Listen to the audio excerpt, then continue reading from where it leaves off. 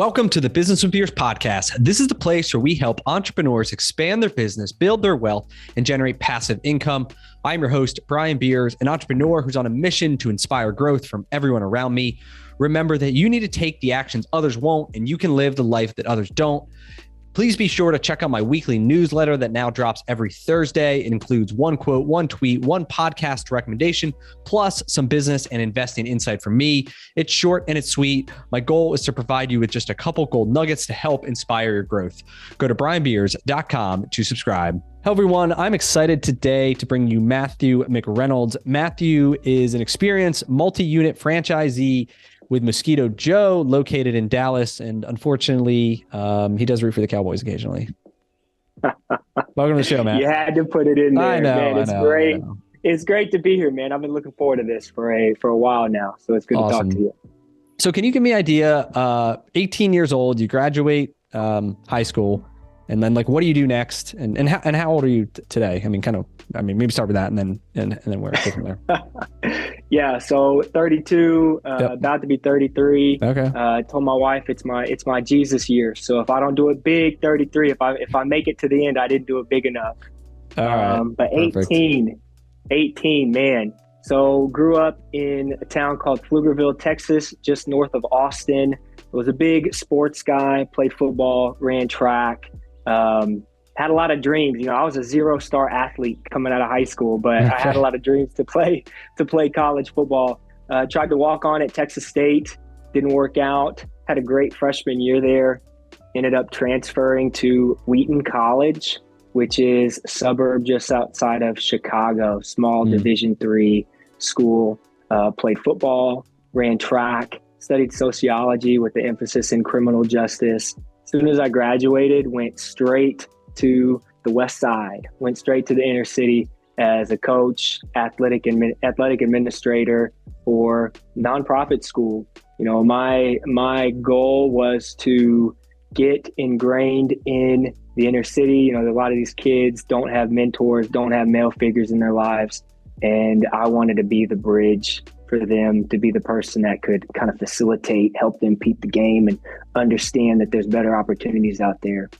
Did that in Chicago for 2 years, moved to Dallas in 2014, where I had a sales job for a little bit, just get my feet under me, but eventually ended up doing the same thing. Worked at a school in South Dallas before my dad. At the same time, my whole life growing up, he'd worked at Apple Computer. Okay. He retired and wanted to do something next, wanted to do something on his own. He was the guy in the E-Myth that had that entrepreneurial seizure. Okay. And wanted to get out and do his own thing. So he got himself a franchise. He looked at a few different concepts, didn't have a consultant, broker, nobody to help along the way, did some research, figured that, in Texas, it's hot. There's a lot of mosquito. There's always going to be a demand. It's a recurring revenue concept. So let's rock. He still lived in the Austin area. I was up here in Dallas. The territories that were available at the time were Waco. So that was the first territory that he bought, which is about an hour and a half north of Austin. Okay. And then he purchased 3 territories in the DFW area. I came on with my wife. He put in the financial investment. I put in the blood, sweat, and tears. My wife and I went straight into the business. We got married on March 12th, 2016, and we got flown up to Virginia Beach on March 13th, 2016. Okay. That was your honeymoon? Yeah. Going to training? Yeah, honeymoon number 1. We eventually had one. All right, good. A few months later. But yeah, I went straight into it, and we've been rocking it ever since. In 2018, we acquired 2 additional territories, went from about 180 recurring customers to about 600 overnight. Yeah, growing pains. Those are big ones. Yeah, those are big ones. Those were much bigger. And the density, it was more so the density and the way that the development of the cities kind of worked out. Plano in DFW, and your listeners are familiar. Very dense, a lot of residential. You can drive 45 minutes from one way or the other and you're still in Plano. The second territory was Frisco, McKinney, Allen, and up to Prosper. So again, pretty good geographical region, but a lot of density, a lot of money, and some pretty good diversity. So there's a good range of folks that we could hit from up there. Okay, I'm just looking at the map. That's how we got here. in. Yep. So Plano. Yep. McKinney. Okay. Yep. So that kind of northeast, more north corridor. That's there. right. That's right. So when we started, we had, so at that point, 2018, you're talking about Plano, Frisco. We had the Garland territory. We had the Rockwall territory, Waxahachie, which is on the south end of DFW, and then all the way down to Waco. So 6 territories, huge geographical region. Were you the largest franchisee in Dallas, DFW area? No. There's somebody who's bigger. We were, from a geographical standpoint, if you count Waco, we were probably number 2. Because that we had a pretty large footprint. There are some pretty good owners in the Mosquito Joe system. Yep. DFW is a huge region. It's a huge market. Okay.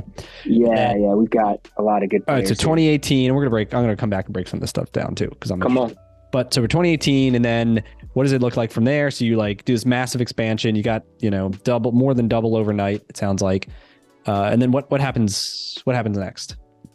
Got kicked in the freaking teeth, man. Is what happened. We got kicked in the teeth.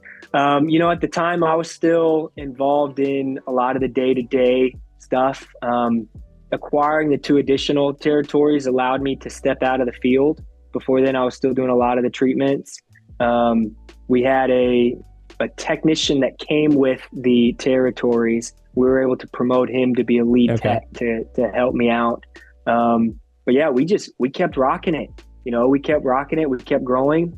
2018, we saw about 2018, 2019, 2020, 2021. We still saw about a 25% growth every single year on those territories. 2020 spiked. I'm sure people, obviously with COVID, a lot of businesses had a hard time, but anybody in the home service space, I didn't talk to anybody who wasn't crushing it. And for us, we were able to hire people that were super high caliber that I wasn't able to get my hands on before because they were getting laid off. Teachers, people that worked at, managers at restaurants and different things like that, they wanted to get in something, thinking that it would be short term, but they ended up staying with us for 2-3 years after that. All right. So I don't know how good you are with numbers, but so you start this thing in 2014. You're doing 0 sales, right? So you're building this whole thing up kind of from the ground up. When you got to, before you did your big acquisition, like what were you doing in sales in like 2017? Do you remember? Oh gosh. 2017, we probably touched 250 in sales. 2017, you're doing 250. Then you do this big acquisition in 2018. You go from 180 to 600 customers. What do you like? What's your run rate after that? So, like 400,000. In 2018, I think we hit 6. 2019, 750. 2018, getting closer to 2018. Don't remember, but in 2021, we were at about 950. Okay. 950. So pretty steady growth for. For those years. Might have been off a little bit. Yeah, but ballpark here. So you're going from basically 0 to get it up to about 250, do some acquisitions, you get to 6. And then it sounded like that was kind of your last acquisition, right, in 2018. And then all the other growth has been kind of within the markets within the existing footprint. Sure. Yes. From the franchise standpoint, in 2021, we did acquire a lawn care company that was not a franchise. Okay. That was based in kind of Rockwall County. So in one of our areas that has a lot of density. But from the franchise standpoint, all organic growth. Okay. That's great. So then what's like, can you give a rough idea of like what the business model looks like from your side point? I mean, it sounds like you do marketing that drives leads to a call center or to you guys. Straight to us. Straight to you. So you get a web lead, somebody books saying, hey, I want a price on mosquito or some other pest, bug problem, right? Then you guys, quote it over the phone, send somebody out there. Can you kind of like walk me through kind of from your side, like what it looks like? Sure. So somebody puts in a web lead. I've got CSRs in the office that will call them up. We'll quote the property with a satellite view of the house. We'll quote per square footage of the lot. And so we can have the price ready. We'll call them. We will ask them essentially what their issues are. What are they experiencing? 80 to 90% of the folks calling us, they want help with mosquitoes. And so when we're calling them, we'll start with our typical barrier treatment. And if that's the case, we have synthetic program, we have an all natural program, we've got misting systems, we've got a whole bunch of different products and all services over the phone.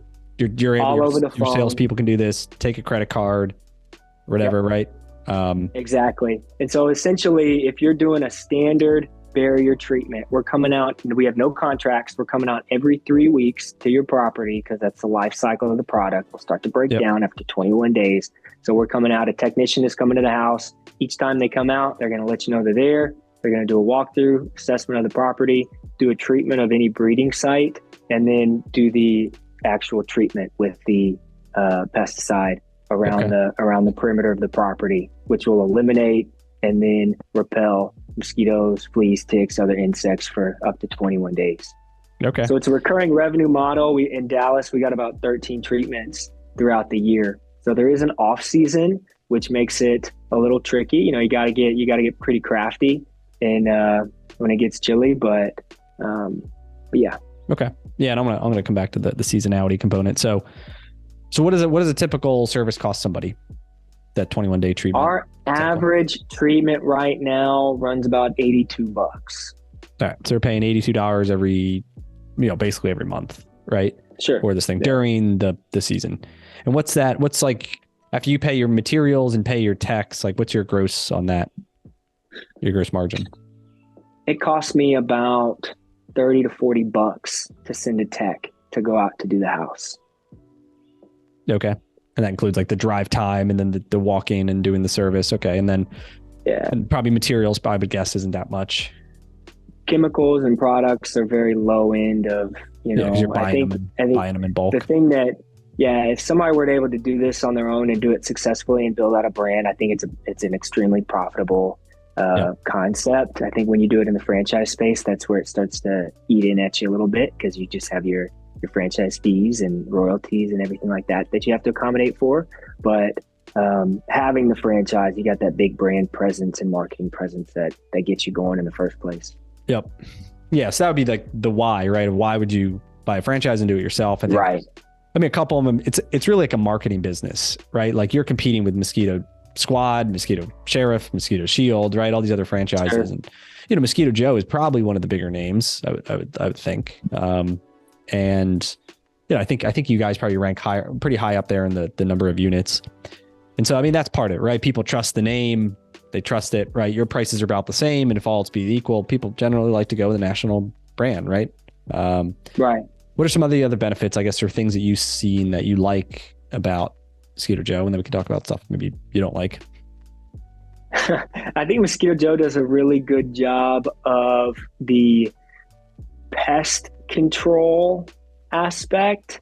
They do a really good job with making sure that all the owners are educated in the industry. And so even somebody like myself who not super involved in the day-to-day of the business anymore, I kind of facilitate and make sure my team is trained up and all my certifications and licenses are accurate and up to date. Yep. But the PESP program and all the things that the different standards that you have to achieve to get higher rankings from the EPA and whatnot. Okay. They do a good job. And so from that standpoint, I don't know how much the customer is going to see stuff like that. Yeah. But from an industry standpoint, it definitely adds respect. I think they also have, Mosquito Joe being a part of Neighborly, there's a ton of people and a ton of support that they offer on that side, from the marketing and the SEO and all let's talk a little bit about, Neighborly's big pitch, right? Is that you're part of this family of brands. There's,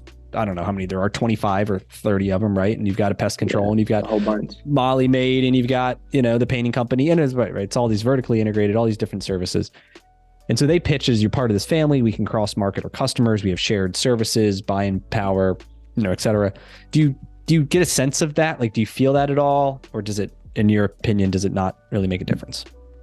There are statistics that say a customer that uses another neighborly brand is more likely to get more services from Mosquito Joe. Okay. That's what they tell me the stats say. Okay. That's a good answer. Me personally, I don't know if I necessarily see much of a crossover. I think Neighborly does a good job of they're really trying to build out that hub and promote Neighborly and make the Neighborly brand known. I don't know if it's quite a household consumers name don't yet. necessarily know that. Right. Molly Made and you guys, or Mr. Appliance or Mr. Rooter, or, whatever it is. Real property management. I don't know if they truly cross over well, but at least that's what they're trying to do. But they have the customer's information. They have their email. They have their address. Like, it is easier for them to direct market to people once they're in their database, right? Than if they were not. So I get that. I think I asked a franchise guys one time, and I think he told me it was like 3%. It's a low number that cross it, because they do know.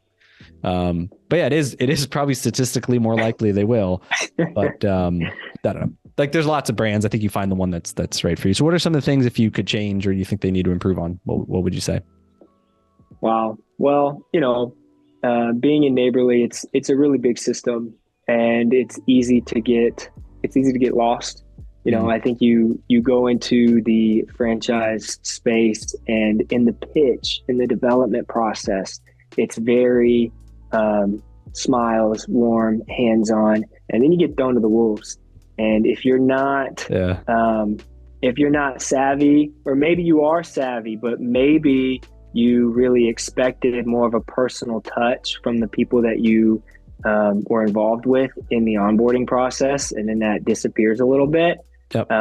That might be something that I would advise a person on. You're getting in this to run and operate a business on your own, but you're also getting in this to operate a structure, a blueprint. I've gotten my hand slapped a few times for trying to step outside of the system that was provided, coming in extremely young, not knowing, also having more of an entrepreneurial mindset. I was like, I think I can change this. I think I could do this better. Like, well, Mr. Matthew, you might think that, but you better take a step back. Yeah. Take a step back, sir. That's funny. It's just one of those things, being a small fish in a very big pond. You need to make sure that you're ready for that you can hold your own. I think that when you're in a big system, they really care about the dollars. And at the end of the day, they want to sell units, and they're going to get their royalties one way or another. And your profitability is not necessarily their concern. It's your concern. So you got to make sure that's for any franchise, any business, you got to protect your personal bottom line. And, I think it's funny. It's a funny like contrast, because some people say they really want to be part of big brands, right? With lots of units, and like, because it's established, it's track record. They don't want to look at any emerging brands.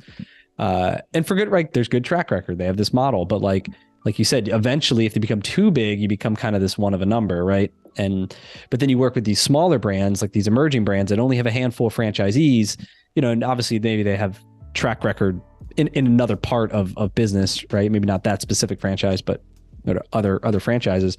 But to you, if you're in the top 20 or whatever it is, like, you matter significantly to them. Like, they can't have a failure in their FDD if they're brand new. Like, I've had franchisors tell me, I was like, what if they fail? And he's like, I'll personally buy it back. Like, I'll have a transfer, but I won't have a termination. I won't have a closure.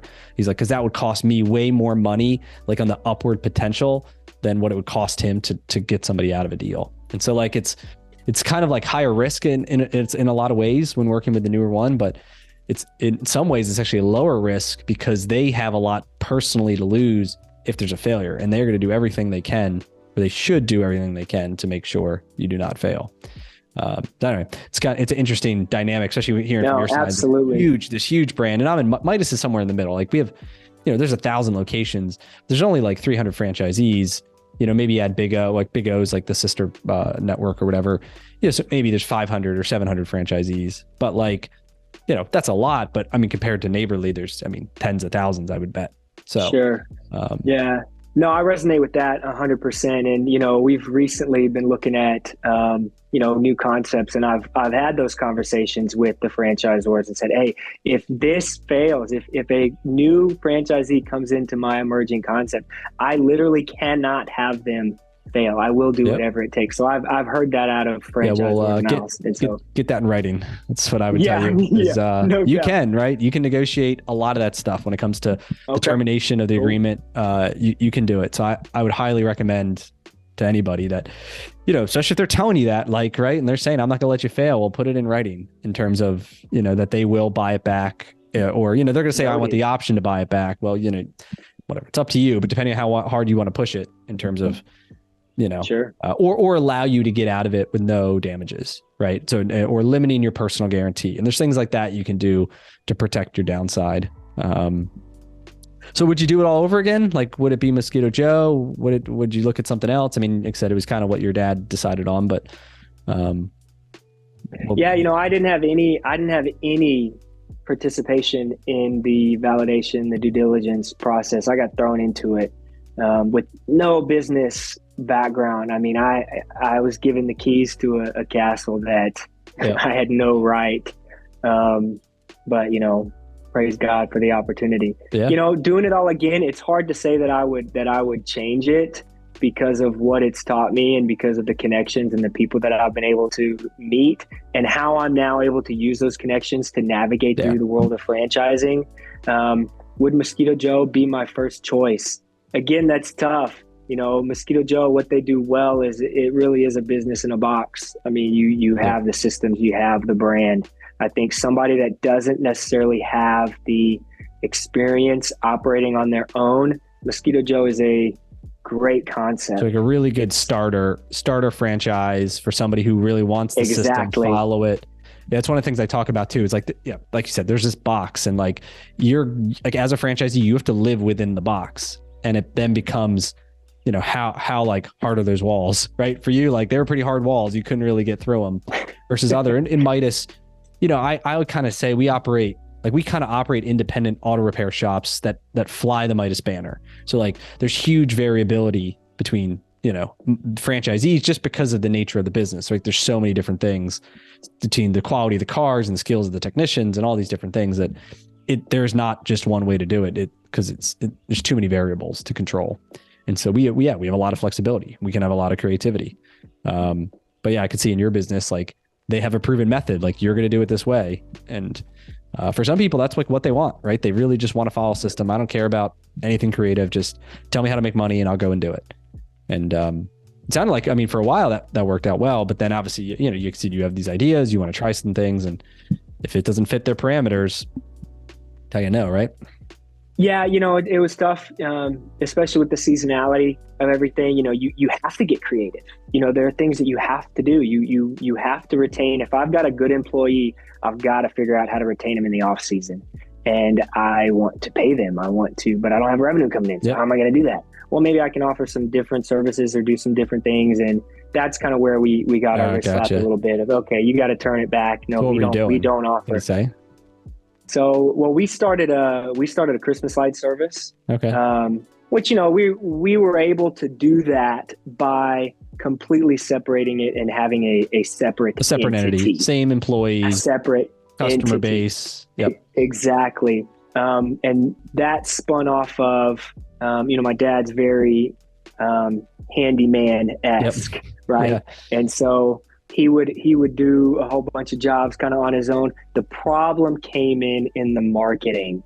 My very first call with brand president, where it was like, oh, whoa, that was serious. That wasn't a friendly conversation. You co-marketing it? It came down to a staple. It was one of my CSRs stapled together, marketing for Mosquito Joe with marketing from one of our other businesses, put it into a welcome packet, stapled it together, sent it with the technician down to Waco, where Neighborly headquarters is. And one of our customers from Mosquito Joe got the packet. Oh, also works for Neighborly Compliance. Didn't appreciate it. What are the odds? What are the odds?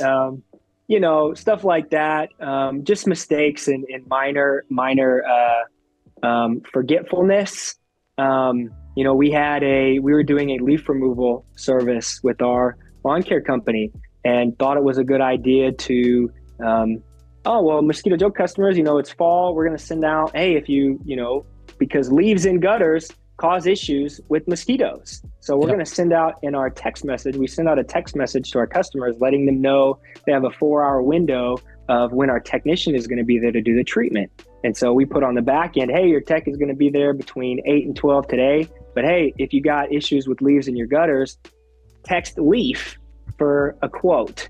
And Mosquito Joe doesn't offer leaf removal or gutter cleaning. And so that was slap number 2. Okay. And that was a little bit more serious connotation with that one. So it's like, okay, if we're going to do this, we really have to separate and keep it completely outside. And so those are things that in conversations with other franchisors and brands, what I was told, which I hear you, I need to get it in writing, is we're not going to keep you from making money. From my experience, it's no, you really need to stick with what we offer and stick with the brand and not jeopardize a big brand, because it's confusing to consumers too. And then they're calling another Mosquito Joe and they move or they tell somebody they move to a different city. And so they really want to keep the integrity. So that was on us, and that was a learning thing. And so we're kind of adapting and removing all stuff like that. But a staple. Yeah, that staple in the first one. And the compliance. If it wasn't to appliance officer, what about a paperclip? Would a paperclip been okay? I don't know, because it's not as together. It's not as permanent. Official. You know what I mean? Well, if you talk to your compliance guy again for the next time, maybe you'll ask him. So then what's your business look like today? I know you sold a few, right? Thinking about it, what does it look like today? Yeah. So back in June, I had my third little baby and was able to take about a month and a half off and just sit. And it was super hard because, was used to being out there running, selling. Yeah, that's in the middle of the season. Yeah. But, and I'm not, you asked me if I was a numbers guy. I'm not. I'm a people person, and that's my role with the business. But I was able to sit down and really look at the numbers and reflect on a lot of the things that we weren't happy with. And we realized that our strategy was off. We had focused so much on being big that we had kind of lost touch with our profitability and how we wanted to scale, and we lost control over that.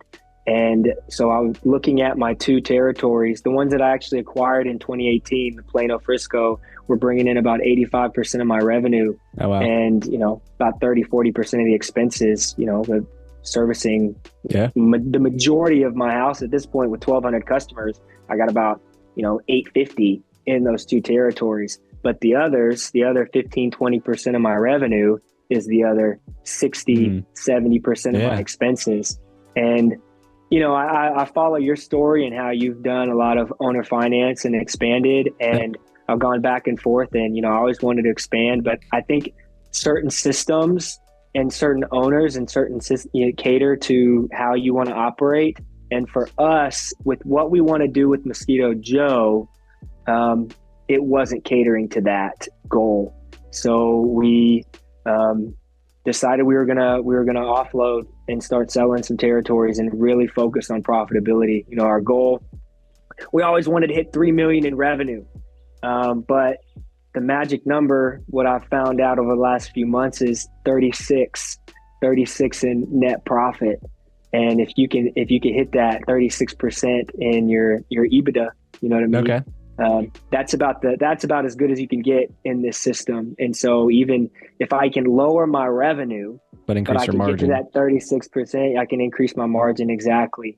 Then I'm doing myself a better service. So I actually sold my first 2 territories off of a Facebook post, believe it or not. That's awesome. Yeah. It's social media. So what are you doing today, or what are you going to do this year in revenue? What do you think? So after selling, we sold in the fall. We hit just over what we hit the year before. So we were around 968. Okay. And that was after selling the 2. So we would have cleared $1 million this year. And for 2023, I believe in 2023, Well, the goal again is to sell 2 additional. So to take it all the way down to 2 territories. Just the 2 that big limits ones. are the 2 big ones, right? I'll be able to cut my team exponentially in half. And we're looking, I mean, the goal, if we could hit 1 million this year, I think it'll take me 2 years to do it. Yeah. But if I can hit 850, in revenue, 900 after, with just the 2, man, that would be you'd be amazing. crushing if you make 35% of that. That's a good number. You have a smaller team, more profitable, give you more time to focus on the next thing. That way I can focus more on my technicians too. I think we found out over this last few months, our culture is one of development. I mean, that's my background, is developing and helping people get from, point A to point B in their own lives. And I've seen that in the successes of the people that I've brought through. And I can really cater to 5 technicians so much more than I was trying to do at 15. Yeah, you mentioned earlier, I interviewed Mike McCowitz a couple, weeks or months ago now, and he's the author of Profit First, which is like one of my favorite books. And, he talks about in that book, like bigger is not necessarily better and more profitable is better. And that you focus on profits instead of, size and revenue. Even for me, it's like locations. I was at a meeting last week and it's like, everyone's talking about how many locations you want to buy and all this growth. And really it's, that's interesting. That helps definitely defer the costs in a lot of cases, because you hit these certain levels, you have like fixed cost, right? And so adding more locations does help dilute those costs and does help margins, as long as those perform. If they don't perform though, right, that's where then you can add more complications and more issues for not that much more money. And so I think it's like, it's interesting to hear your story too, that, hey, you're going to sell these things and actually do less sales, but you might actually make more money. Right. And then you're hopefully going to free up time. And then if you invest that time into, building another vertical franchise in your same market, and then then it creates potentials to promote people that they start as a tech in Mosquito Joe. Maybe they work their up to a sales guy or whatever. And then, maybe they move over to another brand that is within your, ecosystem. Right.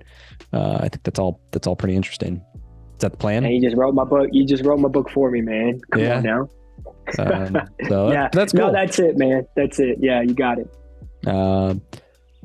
Any other like things you'd recommend to people when they're starting their franchise journey, if they're in your shoes and you had to go back and give yourself advice in 2014 in terms of finding a franchise or things to look out for, or I don't know, anything you think that, man, I wish I knew this?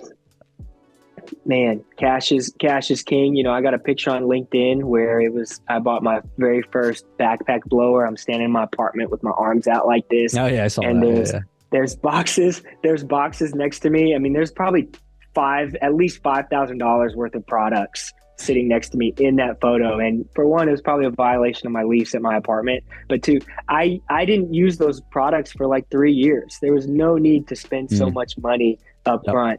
But I didn't know any better. I was excited. So cash flow and just watching the money that you're putting out, I would say get a mentor. And if it's not an in-person mentor, be very intentional with the books you're reading. I think for me, it's been a huge asset, reading books like Profit First, Traction, getting the right people in place. I was thinking on the way, I'm at my office right now, and on the way over here, I just remember I had a guy back when I was working out of my house. We were working out of my garage out in Rockwall. And, so people for interviews would have to come to my house, and, I have my wife and kids inside. And there's a guy that pulled up, and I don't know if you or any of your guests are familiar with the show Rick and Morty, but this guy was this guy looked like a mad scientist with crazy hair and a very thick, obnoxious mustache. And as soon as he gets out of the car, he immediately starts telling me about how, he needs to be 1099 because his wife just took his kids and is getting them on child support. And I entertained this guy for way too long because of how desperate I thought I was for a technician. Yeah. So just being willing to say no to people and make sure you got the right people in the right seats, so you're not beholden to the wrong individuals, because the wrong hire can take you out. And I've gotten extremely close to making some very poor decisions with people. And luckily, we've been able to navigate that and, build a business and have some very, good talent around us. Yeah. Yeah, I agree. I mean, we've hired some people that definitely were cancerous to say the least. And who can ruin culture, who can help you lose key people, who can take years to rebuild reputation and all that stuff. So it's scary in the beginning too. So a lot of it is, people people you trust, really trying to, we really look at this is in traction too, but like the core values, right? Like what are our core values, and trying to find people that have those same core values, because you can't change that. People are who they are, right? So it's really identifying what are yours and then making sure you can try to ask questions to help identify theirs. So sure. I think that's big. Yeah. And where are you going to? Like, what are your goals for yourself and for your business? Because if you don't have a clear picture on that, your team is going to feel it over time. And for me, being young and excitable, there's so many different things that I wanted to try, and it confused a lot of people. And so if you know your why up front and you can just hold to that, and you are who you are and you feel confident in that, your people will respect you for it, and they will buy into what you're selling. Yep. That's awesome. Cool, man. Well, you have a great story. I appreciate you sharing it today. Quite the journey from, starting at zero with your dad and your wife, the whole family. And, you built a really great business that is like kind of sets you up now for the next phase of your life. And so I know, obviously we talked about some of the challenges, obviously that you face, and I think that's all part of the learning experience, but really cool story, and congrats. No, I appreciate it, man. The guys like you are what I strive to be. I love your story and I love what you're building, man. So keep it up, and cool. Hopefully I'm not too far behind you. I'll catch you one. No, you're getting there, man. You're on a roll. Like I said, it's all just with the execution. It's consistent execution. Yeah. You're doing all the right things. You're reading the right books, you're putting the right people in the right places. You're thinking strategically, you focus on profit, like all the things you're doing, you're on the right path. You'll get there. Appreciate that. And then, so where can people connect if they like to learn? LinkedIn, you mentioned, I think you're pretty active there. Anywhere else people can find you if they're interested in learning more, maybe buying these 2 Mosquito Joes you have available, or anything else? Yeah. You can find me on LinkedIn. I'm trying my best, man, to put stuff out there on a consistent basis.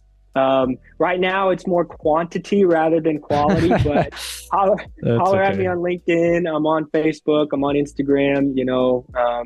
Feel free to reach out. I love talking to people who are franchisees, who are looking to get into business ownership. If I can provide any assistance and guidance, like I said before we hopped on and hit record, man, if I got a lot of what not to do, and then take that and then use that for your own validation. There you go. Don't staple. Don't use a staple. Use a paper clip. No staples, man. No staples. That's funny.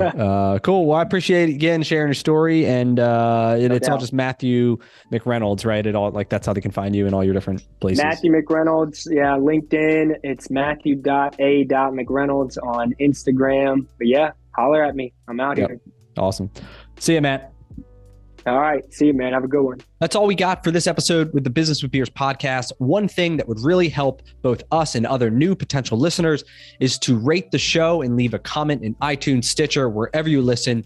Also, make sure to link up with me on your preferred social media platforms, LinkedIn, Instagram, Twitter, Facebook. You can find all my links at brianbeers.com. Please just share the podcast with anyone who you think might enjoy it. And until next time, remember to take the actions others won't, to live the life that others don't.